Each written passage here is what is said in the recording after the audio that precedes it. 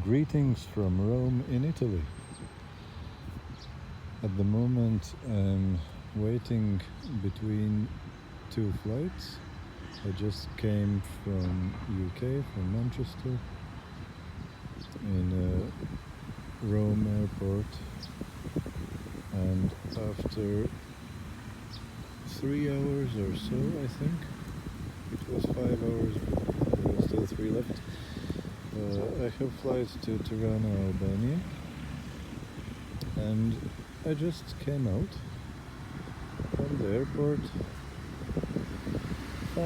found this nice place. Okay, there are cars and traffic and that kind of stuff. Towards that side is the airport. I just walked a little bit here, but it's a so nice place. You see these eucalyptus trees, and it's dry and nice, and weather is good. After spending most of the winter in Ireland and UK, it is such a beautiful change to be in this kind of climate, where it's warm, it's 28 degrees, and what's the most important and most interesting is that there is no humidity. I think that's the reason why it feels so good in here, because when in Ireland or UK you pretty much always feel some sort of discomfort temperature wise. Either you're cold and damp, or when it's not cold anymore you're hot and sweating, but it's almost never good. While in these kind of climates it can be cooler, it can be hotter, but it almost always feels nice. I think it's due to humidity. I can't imagine what else could be the reason. Anyway, long talk.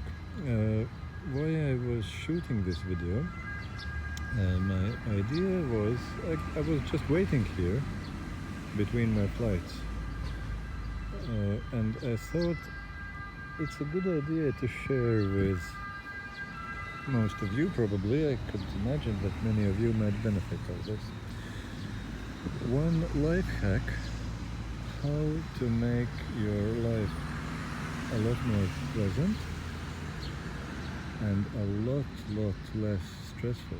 Basically, a simple life hack, how to cause your nervous system to be at ease with life and to avoid one of the biggest and worst stresses and discomforts. And the story is about waiting.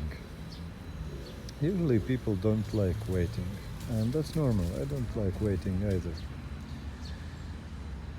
And therefore, when you have a flight or a ferry or important train or something, that's a thing which you definitely don't want to miss, no matter what happens. Because, yeah, you don't need a hugely high IQ to understand that if you miss the first of the connecting flights, you're in trouble. And you don't want for this to happen. So, since we don't like waiting, usually what happens is that we try to aim for the last reasonably safe time frame before it's too late. Because if we are too early, we'll have to wait, and if we're too late, well, then we can get in a really big trouble if we miss the first flight of many connecting flights, for example. So we definitely don't want to get there. But no matter how precise you are, my experience is, especially with airports, that it is anyway, you will have to wait there anyway. You can never time it so precisely. So it is a lot better to arrive too early and plan for some time to spend in airport. Usually there are good seating areas. Like now, it's amazing. It's nature. It's fresh air. That's cool. It's a lot better even than in airport. But even in airport, it's okay. It's a reasonably good temperature. There are chairs. There is possibility to charge the phone, work on your tablet, do lot of stuff, eat, whatever. Yeah? And it's better to plan to arrive earlier than you need, and to plan for doing some work in airport, to reply to emails, to write some documents, whatever you need to do. Plan for it. Don't just leave 20 minutes, because in 20 minutes you won't start really any work, any job, because it's too short time. Leave longer, leave 1 hour, 2 hours, and do the job there instead of doing it somewhere else. And then it doesn't feel like waiting. But what you purchase with this thing is that you get a definite security that you won't be late. And if you think you might get carried on too much in your work, set alarm clock when you need to finish and go to gate. But do all your security checks and passport controls and anything which is needed, and then wait there and do some work there. When you're doing some work, you don't feel like you're waiting, because you would do this work anyway, and you might as well do it in airport instead of some other place. Why not? So that's how avoid feeling of having to wait, although you're waiting technically, but you don't have that bad feeling that you have to wait, and you don't really waste your time, because you're doing something productive, and you're saving up some time for later on when you will have possibility to do something else. So that's the first part. It's basically, you can summarize it saying it's not that bad. If you plan for working, if you have enough time to do some really substantial job, it doesn't feel like waiting. But the second part, what you purchase with that thing, is huge benefit of being almost immune to stresses that are related to being late. And especially in airports, it's never a possibility that you will predict exactly how much time it will take. And you have to be earlier anyway. What is the bad part which you are escaping with this kind of tactics? In airports, the first thing is getting to airport. It's a bus, a tram or train or whatever it is. These things can be late. Things can get stuck in traffic jam, or many other things can happen, and then you get stressed out because you see the watch is ticking away, but the tram is sitting in a traffic jam, and you're stressing out.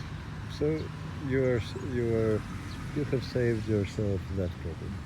Then when you arrive in airports, often airports have many terminals, and not always these terminals are very close to each other and well connected. Sometimes you have to know which bus stop you need to get out of the bus, because there are different stops for different terminals, and it's often very difficult to find which terminal you need, because it's not printed on your ticket or your boarding pass usually, and it's difficult to find actually sometimes which terminal you need, and you can easily make a mistake there, and you can get out in the wrong bus stop for the wrong terminal, and then to discover that it's another terminal, and that terminal is, I don't know, 20-30 minutes walk from the place you are, and there's no other way how to get there besides other bus which goes in 2 hours maybe. That's the worst kind of situation. Then sometimes you get out on the right terminal, but it turns out to be wrong terminal because there are some changes, whatever. All things can happen. So with these things you can lose time a lot. And if you are already half late, you get stressed out because you start to get nervous. Which terminal is the right one? Did they make the right turn? Do I need to go back to check again? Whatever notice board was there. All these things. You worry. So you have saved yourself from that kind of worry as well. Then next things, security checks. You never know how long that will take. First thing, each place is different. In some places you get through in no time. They don't bother you a lot. You just walk through it and they do a routine stuff, tick all the boxes and you go. It's quick and easy. And in some places, like especially in UK usually, they are champions in making their own and your life difficult. They invent all kind of things, what to check and how to check, and check again and check one more thing and whatnot. Crazy. Sometimes they can invent all kind of stupid stuff which they want to check, and it all takes time. And sometimes they don't like some things which you have in your luggage, and that negotiation or whatever is the situation, that takes time too.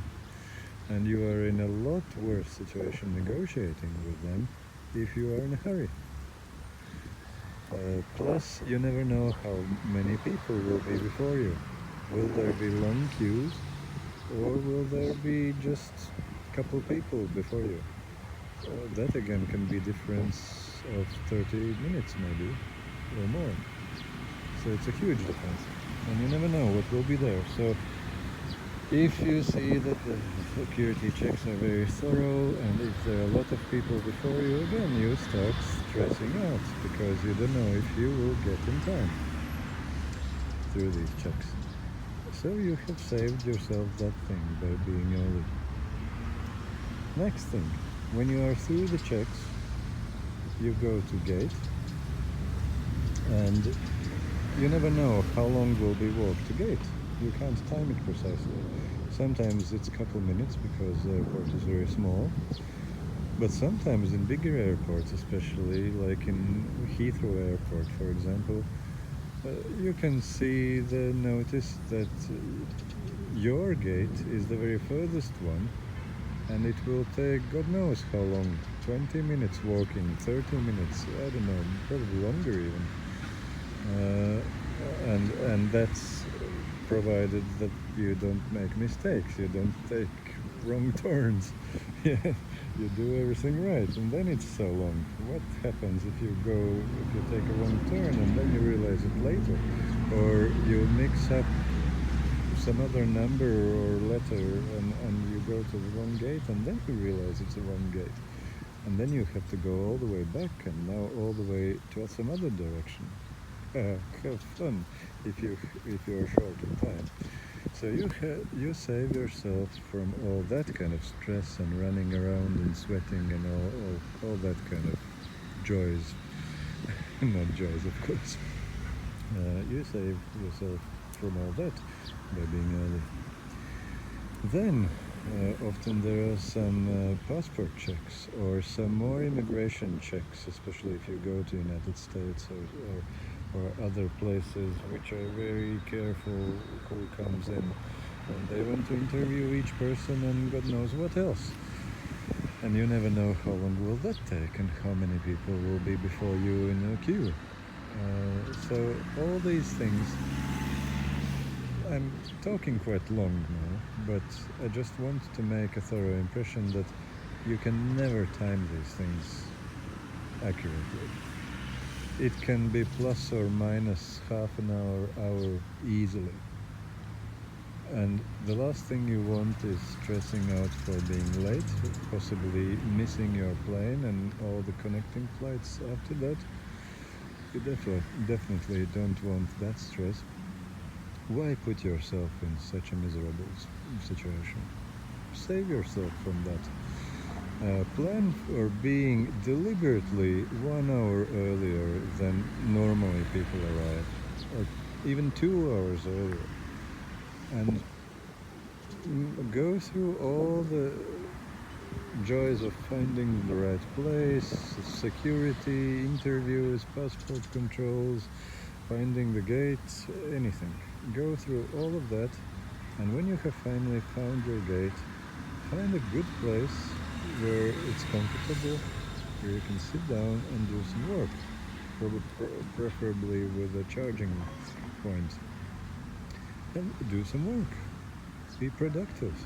You have 2 hours maybe left, but you don't have to waste these 2 hours. You can not just eat, you can also do some work and be productive and do things which you never had time to do before, and feel very, very good when the time comes to board the plane, because you have done all the things which you had to do long ago, and now they're all sorted. So instead of being impatient and hating waiting, now it's a good feeling.